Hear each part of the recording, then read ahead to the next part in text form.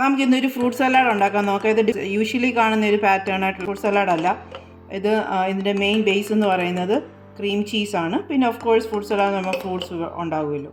അപ്പം നമുക്ക് ഇനി ക്രീം ചീസും കൊണ്ട് എങ്ങനെയാണ് ഉണ്ടാക്കുന്നത്? ക്രീം ചീസ് ഇപ്പോൾ സ്വല്പമായിട്ട് നമുക്ക് എല്ലാ സ്റ്റോറിലും കിട്ടുന്നതാണ്.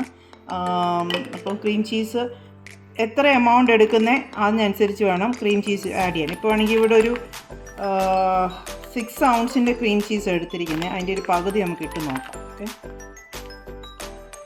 ഒരു ബ്ലെൻഡറിനകത്തോട്ട്, ബ്ലെൻഡർ മിക്സിയോ എന്ത് വേണമെങ്കിലും എടുക്കാം, ഒരു ബ്ലെൻഡറിനകത്തോട്ട് അത് എടുക്കുക. അപ്പോൾ നമ്മളിത് ക്രീം ചീസ് ഇവിടെ എടുത്ത് വെച്ചിട്ടുണ്ട്. 6 ounce പകുതി എടുത്ത് വെച്ചിരിക്കുന്നത്.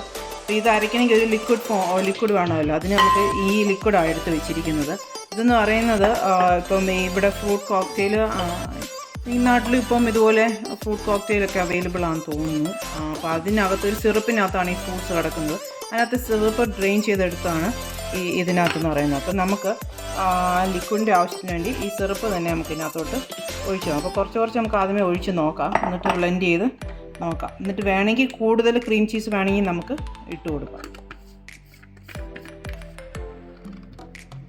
അപ്പം നമ്മൾ അതിനകത്തോട്ട് ഒരു ശകലം ക്രീം ചീസ് കൂടെ ആഡ് ചെയ്യാം. കുറച്ച് ഏറെ ഫ്രൂട്ട്സ് ഉണ്ട്, കുറച്ച് ക്രീം ചീസും കൂടെ ആഡ് ചെയ്യാം. എന്നിട്ട് അതിനകത്തോട്ട് ഈ സിറപ്പ് ഇട്ട് കൊടുക്കാം. ഓക്കെ, എന്നിട്ട് നമുക്ക് ഒന്നുകൂടെ ബ്ലെൻഡ് ചെയ്യാം.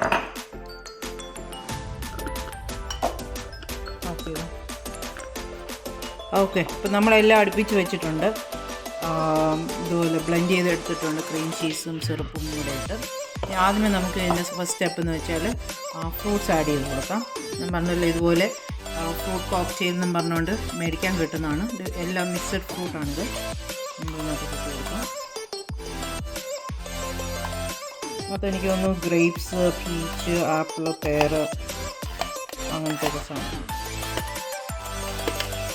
നമുക്ക് ഇങ്ങനെ ക്യാനകത്ത് ഇടണമെന്നില്ല കേട്ടോ. ഇത് ഫ്രഷ് ഫ്രൂട്ട് എങ്ങനെ വീട്ടിൽ അവൈലബിൾ ആയിട്ടുള്ള എല്ലാം ഇടാം. ഇപ്പം മാംഗോയുടെ ഒക്കെ ടൈമില്ല, ഇപ്പം മാംഗോ ഒക്കെ ഇട്ട് കൊടുക്കാം. മാംഗോ, ഗ്രേപ്സ്, ആപ്പിൾ കട്ട് ചെയ്തിട്ട് കൊടുക്കാം. അങ്ങനെ എല്ലാം ഇട്ട് കൊടുക്കാം.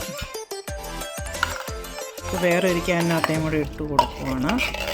ചില കൂടുതൽ എമൗണ്ടിലാണ് ഉണ്ടാക്കുന്നത്, അതുകൊണ്ടാണ് ഇത്രയും. നിങ്ങൾ ഉണ്ടാക്കുമ്പോൾ ഇത്രയും കൂടുതൽ എമൗണ്ടിൽ ഉണ്ടാക്കണ്ട, ആവശ്യത്തിനുള്ള ഉണ്ടാക്കിയാൽ മതി. പിടിപ്പിച്ചിട്ട് കൂടുതൽ വേണ്ടിയോണ്ടാണ് ഇത്രയും ഉണ്ടാക്കുന്നത്.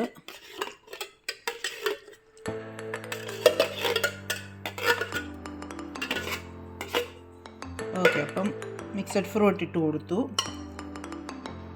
ഇനി ഇതെന്ന് പറയുന്നത് കോക്കനട്ട് ജെല്ലിയാണ്. ഇതും ഇതുപോലെ സിറപ്പിനകത്ത്, ഇതുപോലെ ക്യാനിനകത്ത് മേടിക്കാൻ കിട്ടുന്നതാണ്. അത് ഇന്ത്യയിലുണ്ടോ എന്ന് അറിയത്തില്ല, ചിലപ്പോൾ കാണാൻ സാധ്യതയുണ്ട്. ഇല്ലെങ്കിൽ നമ്മുടെ കരിക്കൊക്കെ അരിഞ്ഞിട്ടാലും നല്ല ടേസ്റ്റ് ആയിരിക്കും. അത് അവൈലബിൾ ആയിട്ടുള്ള സാധനമാണല്ലോ.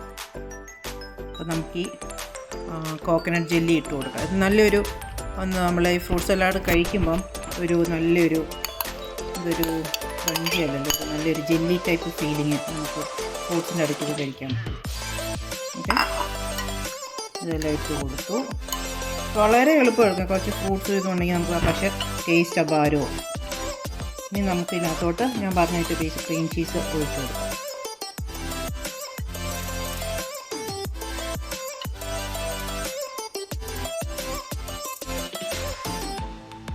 ഓക്കെ, ഇതിനകത്തുനിന്നെല്ലാം. ഇതിനകത്ത് ഇച്ചിരി സിറപ്പ് ബാക്കിയുണ്ട്, ഞാൻ അതെല്ലാം കൂടെ മിക്സ് ചെയ്താൽ ക്രീം ചീസിന് മൊത്തം കൊടുക്കാം.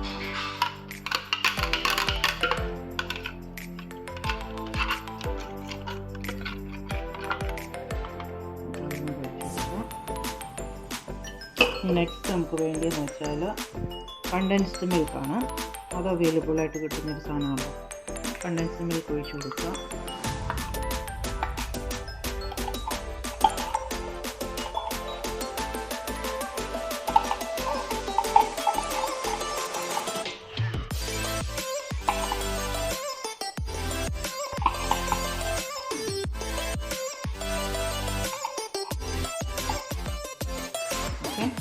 കണ്ടൻസ്ഡ് മിൽക്ക് കൊടുത്തു. ഇനി നമുക്കിതെല്ലാം കൂടെ മിക്സ് ചെയ്ത് കൊടുക്കാം. അപ്പോൾ എഗെയിൻ റിമൈൻഡ് ചെയ്യുന്നു, ഇതിനകത്ത് നമ്മൾ ആദ്യം ഇട്ട് മിക്സഡ് ഫ്രൂട്ട്സ് എല്ലാം ഇട്ടു. ഞാൻ പറഞ്ഞതുപോലെ ഏത് ഫ്രൂട്ട്സ് വേണമെങ്കിലും ഇടാം. മാംഗോ അവൈലബിൾ, സീസണായിട്ടുള്ള ഏത് ഫ്രൂട്ട്സ് വേണമെങ്കിലും ഇടാം. പപ്പായ, പഴുത്ത പപ്പായ ഇടാം, ഇഷ്ടമുള്ള ഫ്രൂട്ട്സ് എല്ലാം ഇടാം കേട്ടോ. അപ്പം ഞാനിവിടെ ക്യാൻഡ് ഫ്രൂട്ട് ഉപയോഗിച്ചെന്നേ ഉള്ളൂ. ആപ്പിൾ ഉണ്ടെങ്കിൽ ആപ്പിൾ മുറിച്ചിടാം, ഗ്രേപ്സ്, ഇഷ്ടമുള്ള എല്ലാ ഫ്രൂട്ട്സും ഇടാം. അതിനകത്തോട്ട് നമ്മൾ ക്രീം ചീസിൻ്റെ ബേസ് ഒഴിച്ച് കൊടുത്തു, ആ ലിക്വിഡ് വെച്ച് നമ്മൾ ബ്ലെൻഡ് ചെയ്ത് വെച്ചില്ലേ അത് ഒഴിച്ച് കൊടുത്തു. പിന്നെ നമ്മൾ കണ്ടൻസ്ഡ് മിൽക്ക് ഒഴിച്ച് കൊടുത്തു. ഓക്കെ, ഇതെല്ലാം കൂടെ മിക്സ് ചെയ്ത് പിന്നെ നമ്മൾ കോക്കനട്ട് ജെല്ലി ഒഴിച്ച് കൊടുത്തു. കോക്കനട്ട് ജെല്ലി ഞാൻ പറഞ്ഞല്ലോ, അത് ക്യാനകത്ത് മേടിക്കാൻ കിട്ടിയില്ലെങ്കിൽ കരിക്കുവാണെങ്കിൽ നല്ല ഇളം കരിക്കൊക്കെ അരിഞ്ഞിനകത്തിട്ട് കൊടുത്താൽ നല്ല രസമായിരിക്കും കഴിക്കുമ്പോൾ. ഇത്രയുള്ള പരിപാടി. കണ്ടൻസ് മിൽക്കും നമ്മൾ ഒഴിച്ചു. ഇതെല്ലാം കൂടെ മിക്സ് ചെയ്യുക, ഫ്രിഡ്ജിനകത്ത് ഒരു 3-4 മണിക്കൂർ വെക്കുക, നല്ല ചില്ലാക്കുക, എന്നിട്ട് നല്ല ഒഴിച്ച് കഴിക്കുക. നല്ല അടിപൊളി സാധനമായത്. നിങ്ങൾ ടേസ്റ്റ് ചെയ്ത് നോക്ക്, ഞാൻ വെറുതെ പറയുന്നതല്ല, നല്ല അടിപൊളി സൂപ്പർ സാധനം. ഓക്കെ, നിങ്ങളെല്ലാവരും ഇത് ഉണ്ടാക്കി നോക്കണം. വീഡിയോ ഇഷ്ടമായെങ്കിൽ ഷെയർ ചെയ്ത് നിങ്ങളുടെ ഫ്രണ്ട്സിലും ഫാമിലിക്കൊക്കെ കൊടുക്കുക, കമൻറ്റ് ചെയ്യുക, ഷെയർ ചെയ്യുക, സബ്സ്ക്രൈബ് ചെയ്യുക. Okay, thank you.